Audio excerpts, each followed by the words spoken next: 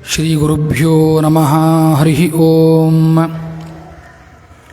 ಪೂಜ್ಯಾಯ ರಾಘವೇಂದ್ರಾಯ ಸತ್ಯಧರ್ಮರತಾಯ ಚ ಭಜತಾಂ ಕಲ್ಪವೃಕ್ಷಾಯ ನಮತಾಂ ಕಾಮಧೇನವೇ. ಪೂಜ್ಯ ಶ್ರೀಪಾದಂಗಳವರನ್ನು ಹಾಗೂ ಆಚಾರ್ಯರನ್ನು ಭಕ್ತಿಯಿಂದ ವಂದಿಸಿ ಅವರ ಆಜ್ಞೆಯ ಮೇರೆಗೆ ನಡೆಯುತ್ತಿರುವ ಈ ಧಾರ್ಮಿಕ ಪ್ರಶ್ನೋತ್ತರ ಮಾಲಾ ಕಾರ್ಯಕ್ರಮ ಇದು 2ನೇ ಸಂಚಿಕೆ ನಿನ್ನೆಯಿಂದ ಪ್ರಾರಂಭವಾಗಿದೆ. ಇಂದು ಈ ಸಂಚಿಕೆಯಲ್ಲಿ ನಮ್ಮ ವಿದ್ಯಾಪೀಠದ ವಿದ್ಯಾರ್ಥಿಗಳಾದ ಸಿ ರಾಘವೇಂದ್ರಾಚಾರ್ಯ ಎನ್ನುವ ಒಬ್ಬ ವಿದ್ಯಾರ್ಥಿ, ಅನಂತರ ಗುಂಜಳ್ಳಿ ವಾದರಾಜಾಚಾರ್ಯ ಎನ್ನುವಂತಹ ಮತ್ತೊಬ್ಬ ವಿದ್ಯಾರ್ಥಿ ಪಾಲ್ಗೊಳ್ಳುತ್ತಾ ಇದ್ದಾರೆ. ಆ ವಿದ್ಯಾರ್ಥಿಗಳು ನಿನ್ನೆ ಹೇಳಿದಂತೆ ಪ್ರಶ್ನೆಯನ್ನು ಮಾಡುತ್ತಾ ಹೋಗ್ತಾರೆ. ಅದಕ್ಕೆ ಯಥಾಶಕ್ತಿ ನಾನು ಉತ್ತರವನ್ನು ಕೊಡುವಂತಹ ಪ್ರಯತ್ನವನ್ನು ಮಾಡುತ್ತೇನೆ. ಮೊಟ್ಟ ಮೊದಲಿಗೆ ಸಿ ರಾಘವೇಂದ್ರಾಚಾರ್ಯ ಎನ್ನುವಂತಹ ವಿದ್ಯಾರ್ಥಿ ಪ್ರಶ್ನೆಯನ್ನು ಮಾಡುತ್ತಾನೆ. ಮೊದಲಿಗೆ ಆಚಾರ್ಯರಿಗೆ ನಮಸ್ಕಾರಗಳು.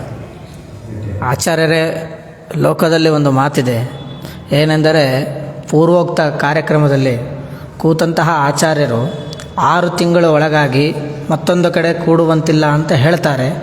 ಇದರ ಬಗ್ಗೆ ನಮಗೆ ಯಾವುದೂ ಪ್ರಮಾಣ ಲಬ್ಧ ಇಲ್ಲ. ಇದರ ಬಗ್ಗೆ ನಮಗೆ ಸ್ವಲ್ಪ ತಿಳಿಸಿಕೊಡಬೇಕು ಅಂತೇಳಿ ತಮ್ಮಲ್ಲಿ ಪ್ರಾರ್ಥನೆಯನ್ನು ಮಾಡ್ತಾ ಇದ್ದೇನೆ ಸರ್. ವಿದ್ಯಾರ್ಥಿಯ ಪ್ರಶ್ನೆ ಹೀಗಿದೆ. ಪೂರ್ವ ಪಂಕ್ತಿಯಲ್ಲಿ ಒಬ್ಬ ಬ್ರಾಹ್ಮಣ ಕುಳಿತುಕೊಳ್ಳುತ್ತಾನೆ. ಅದು ದೇವಸ್ಥಾನದಲ್ಲಿ ಆಗಿರಬಹುದು, ಪಿತೃಸ್ಥಾನದಲ್ಲಿ ಆಗಿರಬಹುದು.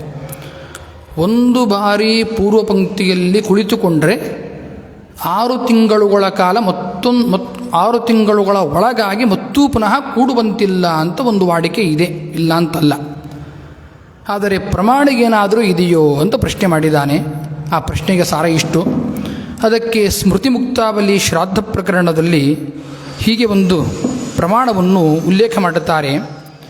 ಆಬ್ದಿಕೇತು ಅಗಮೇಕಾಹಂ ಮಾಸಿಕೇಶು ಚ ಷಡ್ದಿನಂ ಷಣ್ಮಾಸಂತು ಸಪಿಂಡೇ ಚ ಏಕೋದ್ದಿಷ್ಟೇತು ವತ್ಸರಂ ಅಂತ ಒಂದು ಪ್ರಮಾಣ ಶ್ಲೋಕ. ಇದು ಏನು ಹೇಳುತ್ತೆ ಅಂತಂದರೆ, ಈಗ ಸಾಂವತ್ಸರಿಕ ಶ್ರಾದ್ದಗಳು, ಸಾಂವತ್ಸರಿಕ ಶ್ರಾದ್ದ, ಮಾಸಿಕ ಶ್ರಾದ್ದ, ಸಪಿಂಡ ಶ್ರಾದ್ದ, ಅದೇ ರೀತಿಯಾಗಿ ಏಕೋದ್ದಿಷ್ಟ ಶ್ರಾದ್ದ ಅಂತ ಹೀಗೆಲ್ಲ ಅನೇಕ ವಿಧವಾಗಿದೆ ಶ್ರಾದ್ದ. ಅದರಲ್ಲಿ ಸಾಂವತ್ಸರಿಕ ಶ್ರಾದ್ದದಲ್ಲಿ ಆ ಪೂರ್ವಪಂಕ್ತಿ ಸ್ಥಾನದಲ್ಲಿ ಕುಳಿತುಕೊಂಡ ಅಂತಾದರೆ, ಪೂರ್ವಭೋಕ್ತೃ ಅಂತಾದರೆ, ಆವಾಗ ಒಂದು ದಿನ ಅವನು ಮತ್ತೂ ಪುನಃ ಕೂಡೋ ಹಾಗಿಲ್ಲ. ಅಂದರೆ ಇವತ್ತು ಕುಳಿತುಕೊಂಡ, ಯಾವುದೋ ಒಂದು ಕೊಡಿಗೆ ಕುಳಿತುಕೊಂಡ, ಊಟ ಮಾಡಿದ ಪೂರ್ವಪಂಕ್ತಿ ಸ್ಥಾನದಲ್ಲಿ. ಆದರೆ ಮರುದಿನ ಅವನು ಪಾಪಿಷ್ಠನಾಗಿರುತ್ತಾನೆ. ಏಕಾಹಂ ಆಬ್ದಿಕೇತು ಅಘಮೇಕಾಹಂ, ಅಘಂ ಏಕಾಹಂ ಅಘಂ. ಅಘಂ ಅಂದರೆ ಅವನು ಪಾಪವುಳ್ಳವನಾಗಿರುತ್ತಾನೆ ಅಂತ. ಆದರೆ ಪೂತಾತ್ಮನಾಗಿರಬೇಕು ಶ್ರಾದ್ದಕ್ಕೆ. ಆದರೆ ಯಾವಾಗ ಅವನು ಅಘವುಳ್ಳವನಾಗ್ತಾನೋ ಆವಾಗ ಪೂತಾತ್ಮನಾಗಲಿಲ್ಲ, ಆವಾಗ ಶ್ರಾದ್ದಕ್ಕೆ ಯೋಗ್ಯನಲ್ಲ. ಅಲ್ಲಿಗೆ ಇವತ್ತು ಕುಳಿತುಕೊಂಡ ಅಂತಾದರೆ ನಾಳೆಗೆ ಕುಳಿತುಕೊಳ್ಳೋ ಹಾಗಿಲ್ಲ, ಮತ್ತು ಪುನಃ ನಾಡದ್ದು ಕುಳಿತುಕೊಳ್ಳಬಹುದು. ಇದು ಯಾವಾಗ? ಸಾಂವತ್ಸರಿಕ ಶ್ರಾದ್ದದ ವಿಷಯದಲ್ಲಿ. ಇನ್ನು ಮಾಸಿಕೇಶು ಚ ಷಡ್ದಿನಂ ಅಂತ, ಮಾಸಿಕ, ಪ್ರಥಮ ಮಾಸಿಕ, ದ್ವಿತೀಯ ಮಾಸಿಕ ಅಂತ ಹೀಗೆಲ್ಲ ಹೇಳುತ್ತೇವಲ್ಲವೇ. ಆ ಮಾಸಿಕ ಶ್ರಾದ್ದದಲ್ಲಿ ಪೂರ್ವಪಂಕ್ತಿ ಸ್ಥಾನದಲ್ಲಿ ಕುಳಿತುಕೊಂಡ ಅಂತಾದರೆ 6 ದಿನಗಳ ಕಾಲ ಮತ್ತೂ ಪುನಃ ಕೂಡೋ ಹಾಗಿಲ್ಲ ಅಂತ ಅರ್ಥ. ಇವತ್ತು ಕುಳಿತುಕೊಂಡ ಅಂತಂದರೆ ಮತ್ತೂ ಪುನಃ ನಾಳೆ ಕುಳಿತುಕೊಳ್ಳಬಾರದು, 6 ದಿನ ಬಿಡಬೇಕು, ಗ್ಯಾಪ್ ಬಿಡಬೇಕು. ಆಮೇಲೆ ಮತ್ತೂ ಪುನಃ 7ನೇ ದಿನ ಮತ್ತೂ ಪುನಃ ಪೂರ್ವಪಂಕ್ತಿ ಸ್ಥಾನದಲ್ಲಿ ಕುಳಿತುಕೊಳ್ಳಿ ಕಡ್ಡಿ ಇಲ್ಲ. ಇನ್ನು ಷಣ್ಣಮಾಸಂತು ಸಪಿಂಡೇಚ, ಸಪಿಂಡೀಕರಣ ಮಾಡುವಂತಹ ಸಂದರ್ಭದಲ್ಲಿ ಅಲ್ಲಿಗೇನೆ ಶ್ರಾದ್ದ ಮಾಡುತ್ತಾರೆ, ಅಲ್ಲಿಗೇನೆ ಊಟ ಮಾಡಬೇಕು. ಆ ಸಂದರ್ಭದಲ್ಲಿ ಸಪಿಂಡೀಕರಣ ಶ್ರಾದ್ದದಲ್ಲಿ ಅವನು ಪೂರ್ವಪಂಕ್ತಿ ಸ್ಥಾನದಲ್ಲಿ ಕುಳಿತುಕೊಂಡ ಅಂತಾದರೆ 6 ತಿಂಗಳುಗಳ ಕಾಲ ಮತ್ತೂ ಪುನಃ ಕೂಡೋ ಹಾಗಿಲ್ಲ.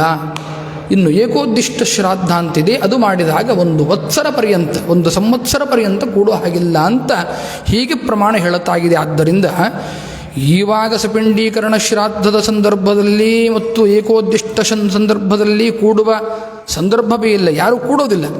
ಕೂಡುವುದು ಕೇವಲ ಸಾಂವತ್ಸರಿಕ ಶ್ರಾದ್ದ ಮತ್ತು ಮಾಸಿಕ ಶ್ರಾದ್ದದಲ್ಲಿ ಮಾತ್ರ. ಅಲ್ಲಿ ಮಾತ್ರ ನಾವು ನೋಡಬೇಕು. ಸಾಂವತ್ಸರಿಕ ಶ್ರಾದ್ದದಲ್ಲಿ ಕುಳಿತುಕೊಂಡಿದ್ದಾನೆ ಅಂತಾದರೆ 1 ದಿನ ಬಿಡಬೇಕು ಮತ್ತು ಪುನಃ ಕೂಡಿಸಬಹುದು, ಕೂಡ್ಲಿಕ್ಕೆ ತೊಂದರೆ ಏನೂ ಇಲ್ಲ.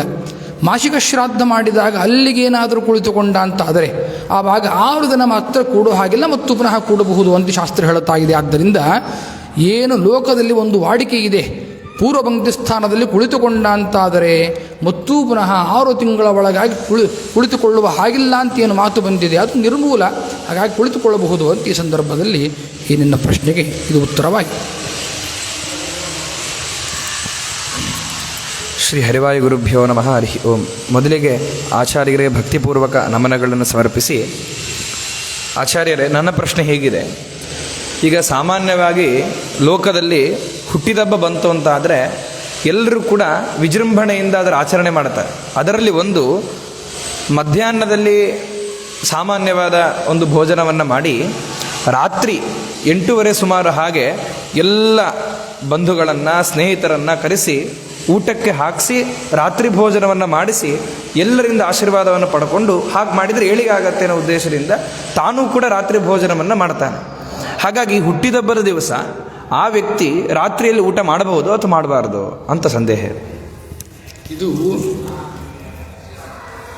ಇದರ ಬಗ್ಗೆ ಮೇಲ್ನೋಟಕ್ಕೆ ಏನು ಅನ್ನಿಸ್ತದೆ, ಹುಟ್ಟಿದ ಹಬ್ಬ ಜನ್ಮದಿನೋತ್ಸವ ಸಂದರ್ಭದಲ್ಲಿ ಮಧ್ಯಾಹ್ನ ಕಾಲದಲ್ಲಿ ಊಟವಾಗಿರುತ್ತದೆ ಮತ್ತು ಪುನಃ ರಾತ್ರಿಯಲ್ಲಿಯೂ ವಿಜೃಂಭಣೆಯಿಂದ ಮಾಡುವಂತಹ ಒಂದು ಸಂಪ್ರದಾಯ ನಮ್ಮಲ್ಲಿ ಬಂದಿದೆ, ಇಲ್ಲ ಅಂತಲ್ಲ. ಆದರೆ ನಿಜಕ್ಕೂ ಸ್ಮೃತಿ ಮುಕ್ತಾವಲಿ ಶ್ರಾದ್ದ ಪ್ರಕರಣವನ್ನು ನೋಡಿದಾಗ ನಮ್ಮ ಅನುಷ್ಠಾನ ಅದು ಅಶಾಸ್ತ್ರೀಯವಾಗಿದೆ, ಶಾಸ್ತ್ರ ವಿರುದ್ಧವಾಗಿದೆ ಅಂತ ಗೊತ್ತಾಗುತ್ತೆ. ಕಾರಣ ಸ್ಮೃತಿ ಮುಕ್ತಾವಲಿಯಲ್ಲಿ ಒಂದು ಕಾರಿಕೆಗಿದೆ, ಪ್ರಮಾಣಗಿದೆ, ಮೃತಾಹೇ ಜನ್ಮ ದಿವಸೆ ನ ಕುರ್ಯಾತ್ ರಾತ್ರಿ ಭೋಜನಂ ಅಂತ ಒಂದು ಪ್ರಮಾಣ ಶ್ಲೋಕ ಏನು ಹೇಳುತ್ತೆ.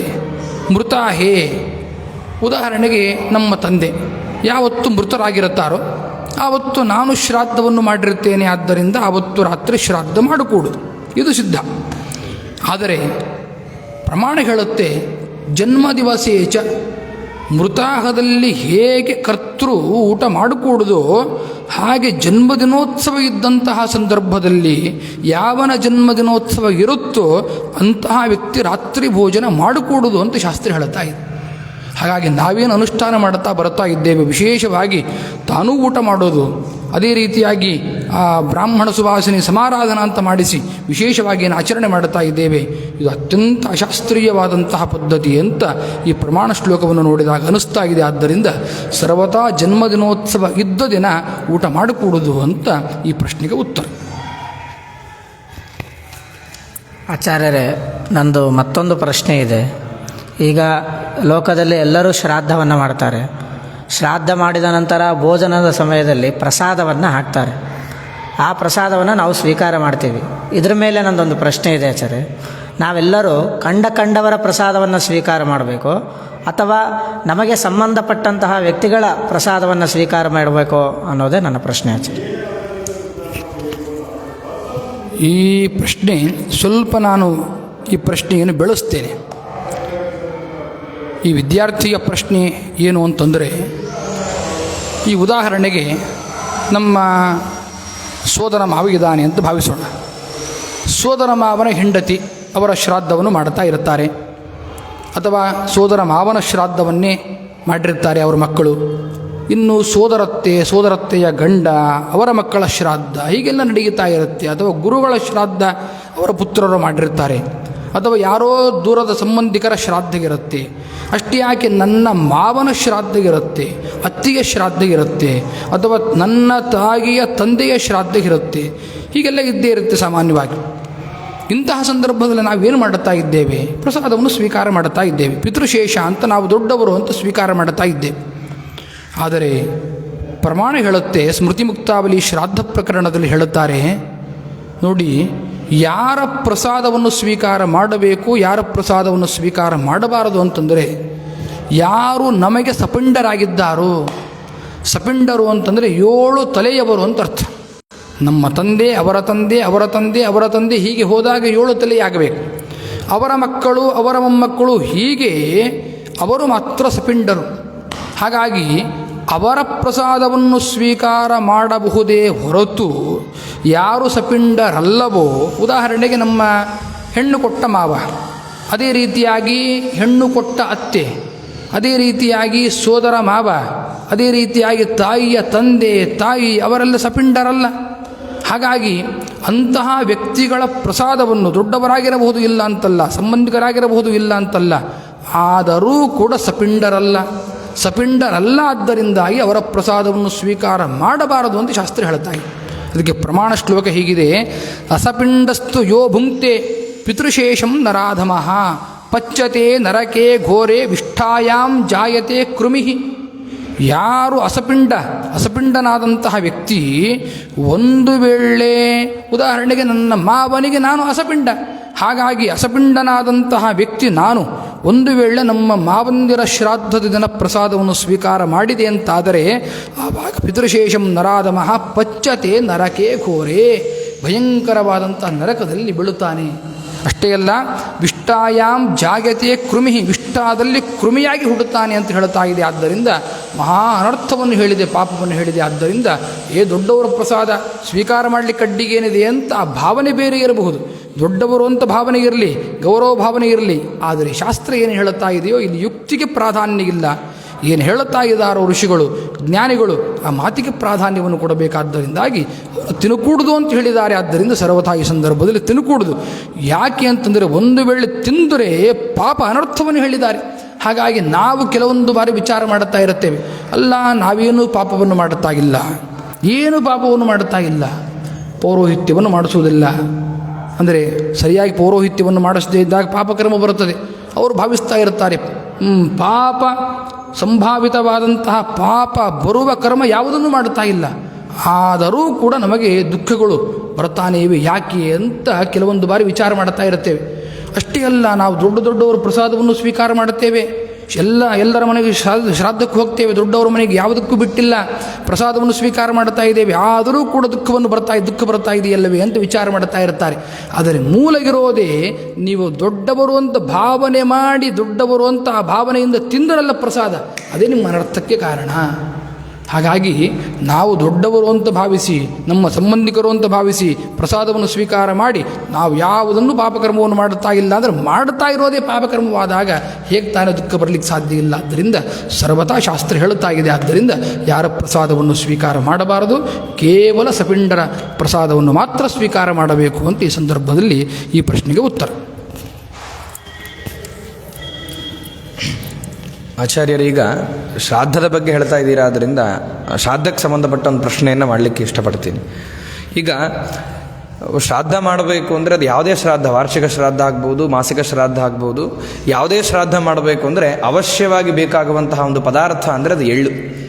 ಸಾಮಾನ್ಯವಾಗಿ ಲೋಕದಲ್ಲಿ ಎಲ್ಲ ಕಡೆ ಶ್ರಾದ್ದಕ್ಕೆ ಬಳಸುವ ಎಳ್ಳು ಯಾವುದು ಅಂದರೆ ಕೃಷ್ಣ ಬಣ್ಣದ್ದು, ಅಂದರೆ ಕಪ್ಪು ಬಣ್ಣದ ಎಳ್ಳನ್ನು ಎಲ್ಲರೂ ಬಳಸ್ತಾರೆ. ಆದರೆ ನಮಗೆ ಅನಾನುಕೂಲತೆ ಇದ್ದಾಗ ಯಾವುದಾದ್ರೂ ಊರಿಗೆ ಹೋಗಿರ್ತೀವಿ, ಅಲ್ಲಿ ಕಪ್ಪು ಬಣ್ಣದ ಎಳ್ಳು ಇರೋದಿಲ್ಲ, ಬೇರೆ ಬಣ್ಣದ ಎಳ್ಳು ಇರುತ್ತೆ. ಶ್ರಾದ್ದದಲ್ಲಿ ಎಳ್ಳು ಬಳಸಬೇಕು ಅಂತ ಹೇಳಿದ್ದಾರೆ ಅಷ್ಟೇ. ಆದ್ದರಿಂದ ಕಪ್ಪು ಬಣ್ಣದ ಎಳ್ಳೇ ಬಹಳ ಕಡೆ ಪ್ರಚಾರದಲ್ಲಿರೋದು. ಒಂದು ವೇಳೆ ಕಪ್ಪು ಬಣ್ಣದ ಎಳ್ಳು ನಮ್ಗೆ ಸಿಗಲಿಲ್ಲ ಅಂತಾದರೆ ಶ್ರಾದ್ದವನ್ನು ಬಿಟ್ಬಿಡಬೇಕು, ಅಥವಾ ಬೇರೆ ಎಳ್ಳಿದೆ ಅಂತ ಇಟ್ಕೊಂಡು ಅದಕ್ಕೆ ಪ್ರತ್ಯಾಮ್ನಾಯವಾಗಿ ಬಿಳಿ ಎಳ್ಳೋ ಅಥವಾ ಕೆಂಪು ಎಳ್ಳೋ ತಗೊಂಡು ಶ್ರಾದ್ದವನ್ನು ಮುಂದುವರಿಸಬಹುದು ಅಂತ ದೊಡ್ಡ ಸಂದೇಹ.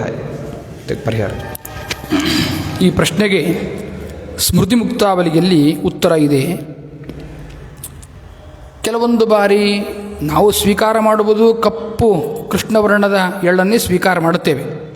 ಕೆಲವೊಂದು ಬಾರಿ ಸಿಗೋದಿಲ್ಲ, ಕೆಂಪು ಎಳ್ಳಿರಬಹುದು ಅಥವಾ ಬಿಳಿ ಎಳ್ಳಿರಬಹುದು. ಆ ಸಂದರ್ಭದಲ್ಲಿ ಹೇಗೆ ಅಂತ ಒಂದು ಪ್ರಶ್ನೆ ಬರುತ್ತೆ. ಅದಕ್ಕೆ ಹೇಳುತ್ತಾರೆ, ನಾನಾವರ್ಣಾ ಲೋಹಿತಾಶ್ಚ ಶುಕ್ಲಾ ಗ್ರಾಹ್ಯಾಶ್ಚ ಕೇವಲಾ ಅಂತ ಒಂದು ಪ್ರಮಾಣ ಶ್ಲೋಕ. ಅಲ್ಲಿ 3 ತರಹ ಹೇಳ್ತಾ ಬರುತ್ತಾರೆ. ಮೊದಲು ಅತ್ಯಂತ ಶ್ರೇಷ್ಠವಾದಂತಹ ಎಳ್ಳು ಯಾವುದು ಅಂತಂದರೆ ಜರ್ತಿಲ ಅಂತಂದರೆ ಈ ಹೊಲದಲ್ಲಿ ಸ್ವಾಭಾವಿಕವಾಗಿ ಬೆಳೆದಂತಹ ಎಳ್ಳು ಉಂಟಲ್ವೇ, ಕಪ್ಪು ವರ್ಣದ ಎಳ್ಳು, ಅದನ್ನು ಜರ್ತಿಲ ಅಂತ ಕರೆಯುತ್ತಾರೆ. ಅದು ಅತ್ಯಂತ ಶ್ರೇಷ್ಠ. ಅದು ಇಲ್ಲದೇ ಇದ್ದಾಗ ನಾವು ಹೊಲದಲ್ಲಿ ಬೆಳೆಸ್ತೇವಲ್ವೇ ಕೃಷ್ಣವರ್ಣದ ಎಳ್ಳು, ಅದು ಶ್ರೇಷ್ಠ. ಅದೂ ಇಲ್ಲದೇ ಇದ್ದಾಗ ಯಾವುದಾದರೂ ಆಗಬಹುದು ಅಂದರೆ ಅರ್ಥ ಏನು? ಕೆಂಪು ವರ್ಣದ್ದಾದರೂ ಆಗಬಹುದು ಅಥವಾ ಬಿಳಿ ವರ್ಣದ್ದಾದರೂ ಆಗಬಹುದು. ಅಂತೂ ಇಂತೂ ಗ್ರಾಹ್ಯವೇ ಹೊರತು ಅಗ್ರಾಹ್ಯವಲ್ಲ.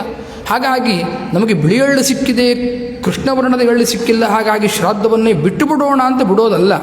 ಹಾಗಾಗಿ ಆ ಎಳ್ಳನ್ನು ಸ್ವೀಕಾರ ಮಾಡಿ ಶ್ರಾದ್ದಾದಿ ಕರ್ಮವನ್ನು ಮಾಡಬಹುದು ಅಂತ ಈ ಸಂದರ್ಭದಲ್ಲಿ ಈ ಪ್ರಮಾಣ ಶ್ಲೋಕವನ್ನು ನೋಡಿದಾಗ ಅರ್ಥವಾಗುತ್ತೆ ಅಂತ ಈ ಸಂದರ್ಭದಲ್ಲಿ ಹೇಳ್ತಾ ಈ ಕಾರ್ಯಕ್ರಮವನ್ನು ಮುಕ್ತಾಯ ಮಾಡ್ತಾ ಇದ್ದೇವೆ. ಶ್ರೀಕೃಷ್ಣ ಅರ್ಪಣಮಸ್ತು.